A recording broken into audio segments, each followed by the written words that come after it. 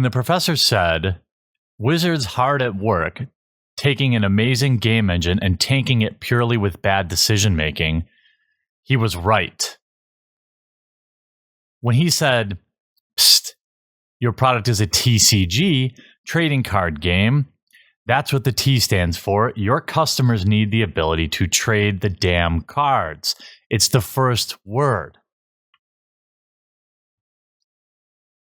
I don't think he was right. But he finishes it up with a correct statement that I strongly agree with, that I want to talk about. In the end, Hearthstone may kill MTG, but only because those in charge destroyed their own product out of misguided jealousy and obsession.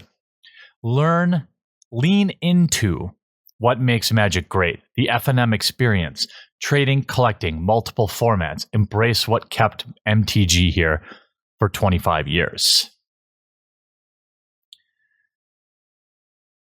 This is a trap that almost everybody in the Magic community, I think, fell into. The trap of expectations. We can see from recent history, Wizards of the Coast has done almost exclusively poorly in terms of managing people's expectations, which is a communication problem, and then over-delivering. One person that I look at for managing people's expectations masterfully is Elon Musk. You could say what you want about the man's projects, his mission, or his own drive, but as a Tesla fan of the company, the man almost always under-promises and over-delivers. This is some basic corporate policy. It's how you keep your customers happy. Wizards of the Coast has no idea how to do this. In fact, they commit themselves exclusively to over-hyping everything. When you demand everybody get on the hype train 24/7, there's going to be tons of letdown. It's an addiction that Wizards of the Coast needs to stop. They need to stop overselling everything. They need to stop having all of these articles out there and all these YouTubers talking about how every card is the next best thing. And this next set is going to be the best set. Because that hasn't been true for years. And what I think led the professor to these uncharacteristically hyperbolic tweets is at its core the same thing that leads me to make more characteristic hyperbolic tweets.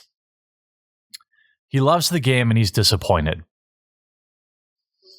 His expectations were clearly of a fixed Magic Online.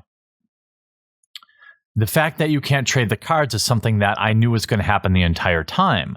Wizards of the Coast had never claimed Magic Arena would replace MTGO, would be as good as MTGO in terms of the entrenched player. Their mission has always been for the new and entering player. And I think not managing expectations along the way is indicative of their all hype, no correction behavior. Wizards of the Coast has paper thin feelings. They don't want to come out and tell people they're not going to get something. They would rather let all of us be disappointed together on launch day. And that, again, is a weak business practice. That means the person in charge of PR, the person in charge of product launching has weak intestinal fortitude.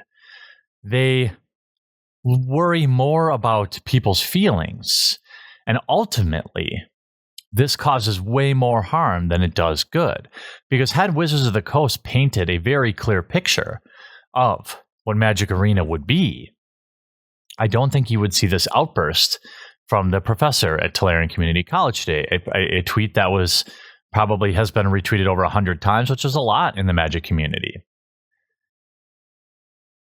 I knew Magic Arena was going to be what it is. There are a lot of problems with it. But the biggest problem with it is Wizards of the Coast's own inability to manage its players' expectations. The scope of this product has been set probably for over a year. Yet they continue to lean towards these lame, live streams where they reveal a little nugget at a time, leaving us all to just speculate and speculate wildly with our own wants and needs. And then they leverage access journalism with sites like Kotaku that people wrongfully think are news sites. People think that Kotaku is a news site. It isn't. It's a marketing website. It's a shill site. They give good reviews in exchange for early access.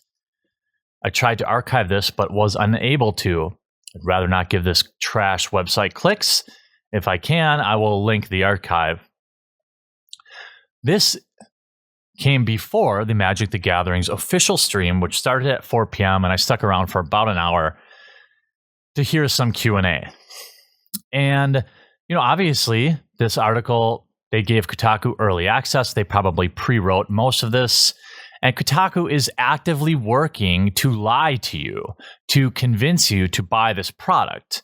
And at the end of the day, we can see the true Magic players can see through it so easily with sentences like there are just obviously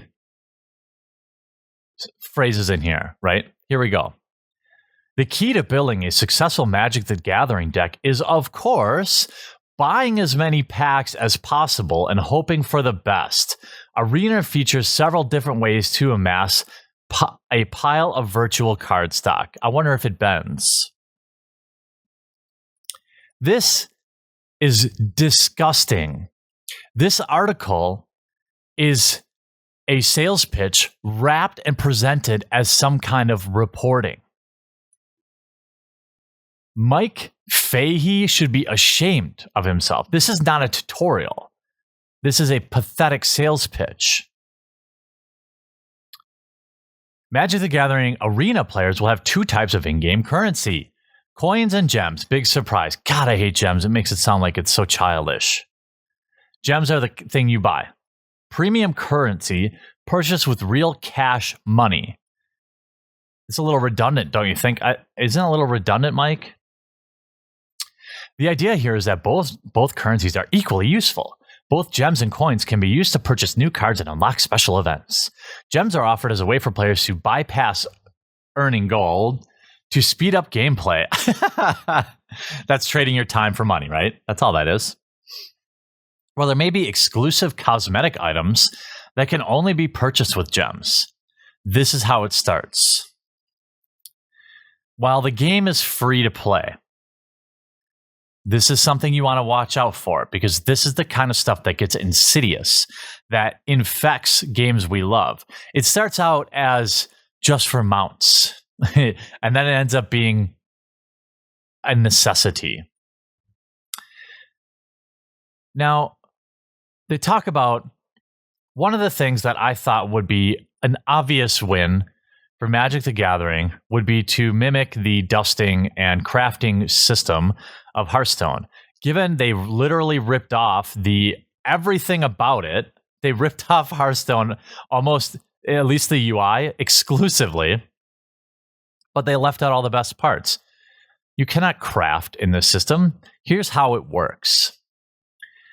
You have a vault. This is a special mechanic that rewards players for opening boosters. Yes, buy more boosters, everybody. As well as an interesting way to deal with duplicate cards. Every time a player opens a booster pack or collects what would be a fifth copy of a card in their collection, it feeds the vault meter. So let me translate that. Those millions of useless commons that you accrue in this game, you can never get rid of them. You are only able to dust your fifth or more copy. So if you're a competitive player and you have 10,000 cards in your collection, you're only going to be able to dust a small percentage of them. They force you to first complete the collection before you can dust. Now, once you reach some certain point on their vault meter, you're able to open a, quote, vault reward. Currently, It's wild cards. What is a wild card? A wild card is their answer to crafting. A wild card comes in booster packs. It can replace a common, an uncommon, a rare, or mythic. And essentially, you can trade that wild card for whatever card of that same rarity that you want. So if you don't get a rare in your pack and you happen to get a rare wild card, you can trade that wild for another rare. So this is a smart way to get people cards. Now, you might ask yourself, why don't they just sell wild cards? Well, obviously, they need to squeeze the most amount of money out of you. We know nothing about the drop rate of these wild cards. What if they're 1 in 10 packs? How many packs are you going to have to buy to build a constructed deck? This software, they're being purposely misleading. There are draft packs that offer the same experience that regular Magic the Gathering packs do. And then there's booster packs with 8 cards containing 5 commons, 2 uncommons, and 1 rare or mythic. The cost of purchasing boosters with gems with real world money is still being determined. BS. They knew what this was a year ago.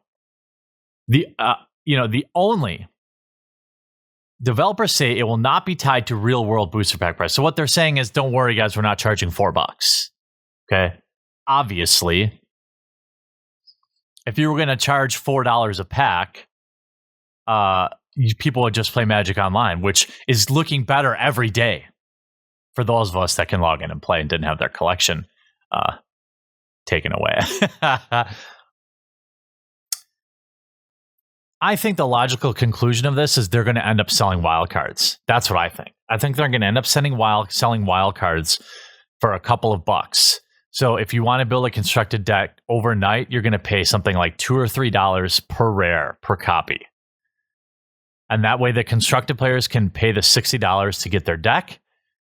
The grinders can grind their way to get their deck if they want to play endless hours. The thing is, it's about finding a balance. And sure, you can earn these packs, and sure, you can earn wild cards.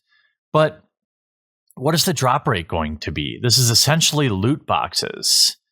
It literally is loot boxes. Look at how they word this. It's a simple way to avoid the dusting and crafting system seen in similar digital card games. Who wrote that? Kotaku did not write that. That is like literally from the words of some crummy Wizards PR person. Don't mention Hearthstone, which is clearly a rule, right? And what do you mean? This is spin. This is marketing wonk. Everybody would have cheered if you had dusting and crafting. Why wouldn't you just take that? You went all the way to have the vault. Let me craft the cards I want. I mean, it's like Wizards is going out of their way to be stupid. None of this makes sense. The only way that this makes sense to me is if you accept the reality that Magic Arena is not for current entrenched Magic players. Then this is fine. Magic Arena is fine for casuals. That's what I've said from the start. Duels of the Planeswalker is fine for casuals. But due to Wizards bungling expectations and not doing a better job managing them along the way, it's going to be a colossal failure.